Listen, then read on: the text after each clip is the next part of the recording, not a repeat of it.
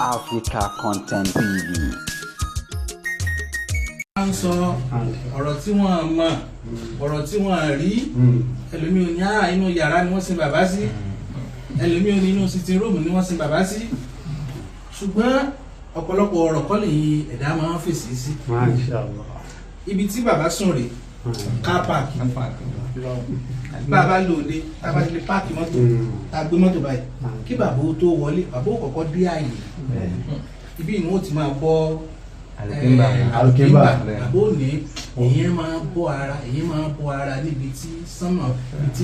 ti máa wò yàn tẹ́ẹ̀mà wò sánmà báyìí èyí máa ń lẹ́kọ̀ọ́ bí bọ́ ara sọ bàbá òkọ́ abọ́ alùkímbà ń gbé láàmọ̀ wípé àwọn gẹ́gẹ́ fúnra lára wọn mọ̀ pé táwọn sùn àwa tí a jọ mọ bàbá àmọ̀ pé tí wọ́n sùn ní ẹ wá wò gbogbo yóò fi hàn ní láyé tí ó gbẹ̀yìn kálukú náà rẹ̀ bó o ní ó kú bó o ní ó kú bó o mọ̀ ó kú bó o mọ̀ ó kú ẹ wo adúlù bí bàbá yìí ṣe tó ọba tó tiẹ̀ ti pa àwọn tó síwájú wọn kí ni ṣé àwọn wà sọ pé àwọn ti ta àwọn wá yàtọ̀ ní wọn fi ní fún ni ọba tó sì pa wọ́n yìí náà ni ó pẹ́ nìkan kò sí ẹnìkan ò lè mórí bọ́m̀bẹ̀ nítorí mú àná Muhammad Ọlọ́run pè ní olólùfẹ́ ó pè ní ààyò ẹ̀ tó ń ti bẹ́ẹ̀ kò yọ ọ́lẹ̀ níbi kó gbọ́n kù so ọba tó wá ṣerú eléyìí tó ní kí bàbá wáyé bàbá lu ayé rẹ̀ wọ́n gba ayé rẹ̀ Ọlọ́run sì tún mú wọn sọ́dọ̀ àdúpẹ́ lọ́dọ̀ Ọlọ́run ayé bàbá ò bàjẹ́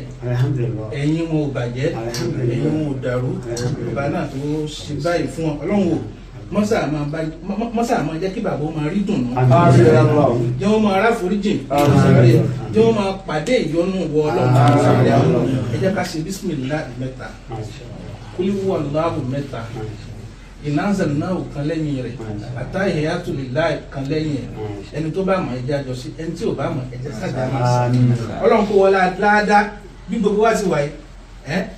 àṣà yóò ní ẹnìkan láàrin wa kọ́lọ́n fẹ́ràn Ọlọ́run wá wọlé ayípẹ́tò ìfẹ́hun tó ní sí ẹni tí ń bẹ láàrin wa àfẹ́bẹ̀wọ̀ Ọlọ́run kọ́lọ́n kó jọ kó mọ́ sábà ní foríjì bàbá wa bismillahirrahmanirrahim láàrin yóò ṣe Ọlọ́run ò tí rí lẹ́dà bàbá wa gbó welcome back home alhamdulilayi alamu àìmọye nǹkan tí ìmọ̀lẹ̀ tó ti ṣẹlẹ̀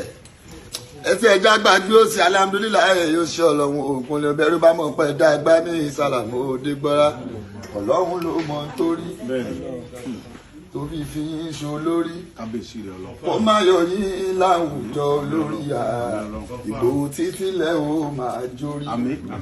mo lọ́lọ́run ló mọ̀ nítorí tó fi yín ṣo lórí má yọ ẹ́ láwùjọ lórí títí lẹ́ o máa jórí fọ́nrafánù mọ́ńkànù àlíyá àgbéga ńláńlá mo ń béèrè lọ́wọ́ Ọlọ́run fún Sunday Igboho àlàyé ti dé gbogbo Nàìjíríà a kú oríire àlàyé ti dé o èmi gan tí rí mọ́lẹ̀ kú oríire o ọmọ bá a ṣe ìjọba ẹ pàdé wa on the 15 oṣù táwa